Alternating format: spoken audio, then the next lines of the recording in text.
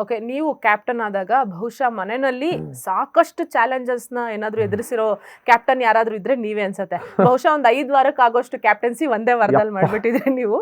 ನೀವೇ ನಾಮಿನೇಟ್ ಮಾಡ್ಬೇಕಿತ್ತು, ಆಮೇಲೆ ಅದೊಂದು ದೊಡ್ಡ ಗಲಾಟೆ ಆಗ್ಬಿಟ್ಟಿತ್ತು. ಆ ಸಿಚುಯೇಷನ್ ಹೇಗಿತ್ತು? ಆಕ್ಚುಲಿ ತುಂಬಾ ಜನಕ್ಕೆ ಅವರು ಕ್ಯಾಪ್ಟನ್ ಆದಾಗ ತುಂಬಾ ಜನ ಹೇಳ್ಕೊಂಡು ಅಯ್ಯೋ ಯಾಕಪ್ಪ ಕ್ಯಾಪ್ಟನ್ ಆಗ್ಬಿಟ್ಟೆ ಅಂತ. ಬಟ್ ನನಗೆ ಅನಿಸ್ಲಿಲ್ಲ, ಇದು ಗುರು ಚಾಲೆಂಜ್, ಇದು ತಗೋಬೇಕು ನಾನು. ಬಿಗ್ ಬಾಸ್ ನಾವು ಬೆಳಗ್ಗೆ ಎದ್ದಿದ ತಕ್ಷಣ ಫೋನ್ ಬೂತ್ ಇರುತ್ತೆ, ಸಾಂಗ್ ಬರಲ್ಲ, ಏನು ಬರಲ್ಲ, ಇದ್ದಕ್ಕಿದ್ದಂಗೆ ಡ್ರಿಂಕ್ ಸೌಂಡು, ಹೋಗ್ತಿದ್ದಂಗೆ ಬಿಗ್ ಬಾಸ್ ನನಗೆ ನೀವೆಲ್ಲ ನಡ್ಕೊಂಡ್ರ ರೀತಿಯಿಂದ ಬೇಜಾರಾಗಿ ನಾನು ಮನೆಯಿಂದ ಬ್ರೇಕ್ ತಗೋತಿದ್ದೀನಿ ಅಂತಾರೆ. ಏನಾಗ್ತಿದೆ, ನಾನು ಒಂದ್ಸರಿ ಥ್ಯಾಂಕ್ ಯು ಬಿಗ್ ಬಾಸ್ ಅಂತೀನಿ, ಯಾವ್ದಕ್ ಥ್ಯಾಂಕ್ ಯು ಹೇಳ್ತಿದ್ದೀರಾ? ಪ್ರೋಮೋ ಸಕ್ಕದಾಗಿತ್ತು ಆಕ್ಚುಲಿ. ಏನ್ರಿ ಥ್ಯಾಂಕ್ ಯು ಹೇಳ್ತಾ ಇದ್ದೀರಾ? ಸೊ ಇದನ್ನೆಲ್ಲ ನನಗೆ ಸ್ಟೇಬಲ್ ಮೈಂಡ್ ಇದ್ದಿದ್ರಿಂದ, ಒಂದು ಬ್ಯಾಲೆನ್ಸ್ಡ್ ಕ್ಯಾರೆಕ್ಟರ್ ಇದ್ದಿದ್ರಿಂದ ನನಗೆ ಮಾಡೋದಕ್ಕಾಯ್ತು. ಇಲ್ಲ ಅಂದಿದ್ರೆ ಆಗ್ತಿರ್ಲಿಲ್ಲ ಮೇಡಮ್. ಯಾಕಂದ್ರೆ ಜಗದೀಶ್ ಕ್ಯಾರೆಕ್ಟರ್ ಅಲ್ಲಿ ಇತ್ತು.